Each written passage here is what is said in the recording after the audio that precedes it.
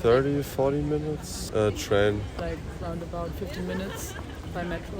25 minutes with bus or train. 25 minutes to 30 minutes. Not 10 minutes by bike. Me too. 15 minutes by bike. Living almost 25 minutes away from campus. By train, yeah. To summarize, it's always better to live close to the university. Yeah. Even more close would be good. To be honest, more in the city, I'd say, because all my friends live closer to the city. I live with two friends. In a shared apartment. And I also live in a shared flat, not with my We parents. share a house too. Yeah, we share a flat. 1 year searching, and then we found an apartment, but it was not easy, no, not at all.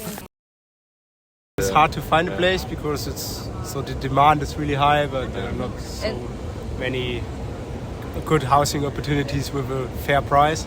But you need some time. The demand is really high here. No, it's way too expensive.